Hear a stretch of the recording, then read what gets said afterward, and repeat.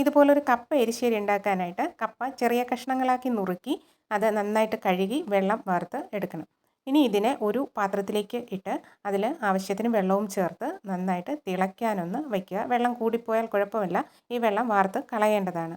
ഇനി നമുക്കിതിലേക്ക് ആവശ്യത്തിനുള്ള അരപ്പ് തയ്യാറാക്കിയെടുക്കാം. അരമുറി തേങ്ങ, 4 അല്ലി വെളുത്തുള്ളി, ഒരൽപ്പം ജീരകം, അല്പം മഞ്ഞൾപ്പൊടി, അതിൻ്റെ കൂടെ തന്നെ 2 പച്ചമുളക്, എരിവിന് ആവശ്യത്തിന് 2ഓ 3ഓ ചേർത്ത് കൊടുക്കാം. ഒരു തണ്ട് കറിവേപ്പിലയും ചേർത്ത് നന്നായിട്ട് അരച്ച് വയ്ക്കുക.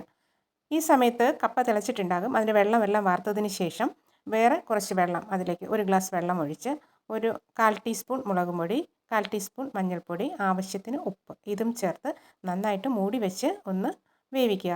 ഇത് വെന്ത് കഴിയുമ്പോൾ വെള്ളമെല്ലാം വറ്റി കഴിയുമ്പോൾ ഏകദേശം ഈ കപ്പ വെന്തിട്ടുണ്ടാകും. അതിന് നന്നായിട്ടൊന്ന് ഉടച്ച് എടുക്കണം. ഒരു സ്പൂൺ വെച്ചിട്ടോ നിങ്ങളുടെ കയ്യിൽ നിങ്ങൾ എന്ത് വെച്ചാണോ കപ്പ ഉടയ്ക്കുന്നത് ആ സാധനം വെച്ച് കപ്പ ഒന്ന് ഉടച്ചെടുക്കുക. അതിലേക്ക് നമ്മൾ അരച്ച് വെച്ചിട്ടുള്ള അരപ്പും ചേർത്ത് മിക്സിയുടെ ജാറ് കഴുകിയ കുറച്ച് വെള്ളം, അപ്പോൾ ലൂസായി പോകത്തില്ല, തിക്കായിട്ട് തന്നെ ഇരിക്കും. അതിന് വേണ്ടി വെള്ളം അഡ്ജസ്റ്റ് ചെയ്ത് വേണം ഒഴിക്കാനായിട്ട്. ഈ സമയത്ത് ഉപ്പുണ്ടോ എന്നൊക്കെ നോക്കുക.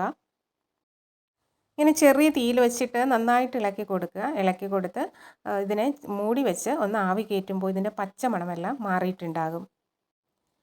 ഇതിലേക്ക് നമ്മൾ ഉപ്പെല്ലാം നോക്കി കറക്റ്റ് ചെയ്ത് വെച്ച് കഴിഞ്ഞാൽ നമുക്കിതിന് വേണ്ടത് ഇതിൽ വറുത്തിടാൻ വേണ്ടിയിട്ട് ഒരു പാത്രത്തിലോട്ട് എണ്ണ വെച്ച് അതിലേക്ക് കടുക് പൊട്ടിച്ച് ഒരു സവാളയോ ഉള്ളിയോ എന്തെങ്കിലും ചെറുതായിട്ട് നുറുക്കിയതും ചേർത്ത്, നിങ്ങളുടെ കയ്യിൽ സവാളയോ ഉള്ളുവെങ്കിൽ അത് ചേർക്കാം, ഞാനിപ്പോൾ അതാണ് ചേർക്കുന്നത്.